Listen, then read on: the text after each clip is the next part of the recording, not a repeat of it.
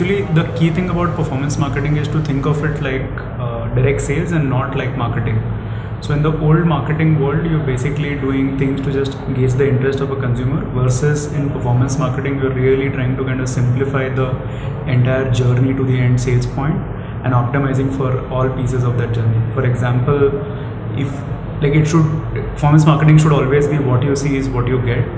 So the best offer that you have, the simplest way to communicate your USPs is the thing that goes best for the customer. So really that's how I think about it. So simplification is key. Ensuring that the consumer doesn't feel confused at any point is key, and then continuous focus on optimizing each step of the sort of funnel is important.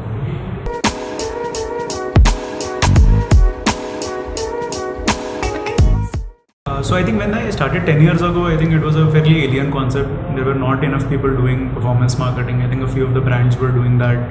But I think in the last 10 years, things have gone, they've come a long way. A lot of businesses are now doing very clear, focused performance marketing. I think there is a lot of work to be done in terms of optimization, in terms of how much better it could be. But there's definitely more awareness, at least across fairly large sectors like banking and the entire BFSI sector, the e-com sector, obviously, consumer apps, even the telco sector. I think there are sectors like FMCG, etc., which are still catching on to performance marketing, and it probably will happen over the next couple of years.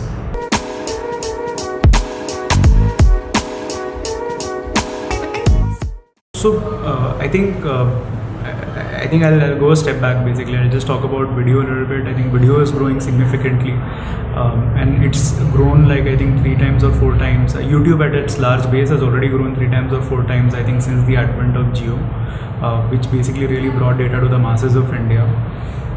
It continues to grow video, not just on YouTube but across all other OTT platforms continues to grow. YouTube for Action has been a phenomenal product because Google has been able to tie up their search data and intent data and bring it to YouTube, which was fundamentally a video display platform. I think we were early adopters to it. We found some fantastic success. We expect that it will become larger and larger part of the sort of portfolio for consumers as we go forward.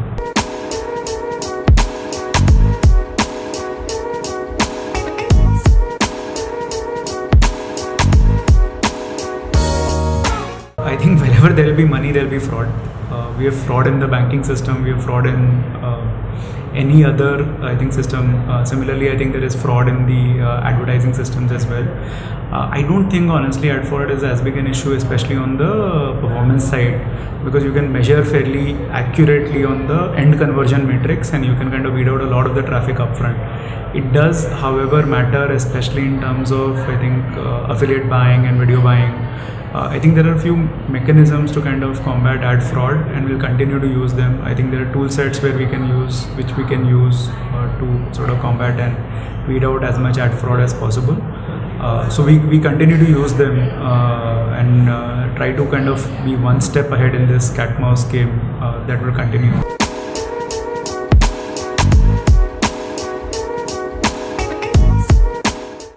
So I come from a performance marketing background. So for me, I think the impact to the consumer matters the most.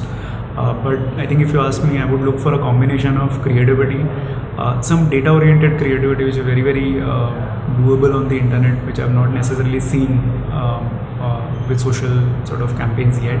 So I think if I see a campaign or two which is around that, that will be pretty exciting.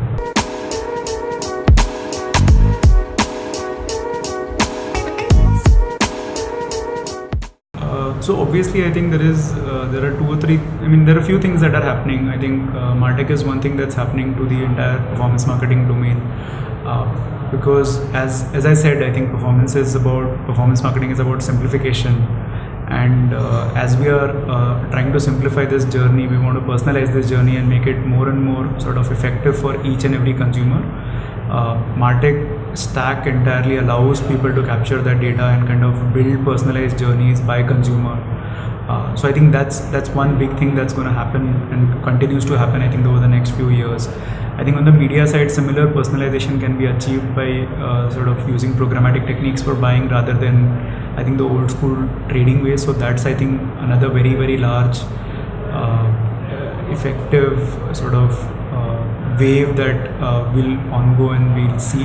And then obviously there is for India, from a pure media perspective, I think there is vernacular, voice and video, which is the three V's I think that are going to rule roost, I think, for the next couple of years.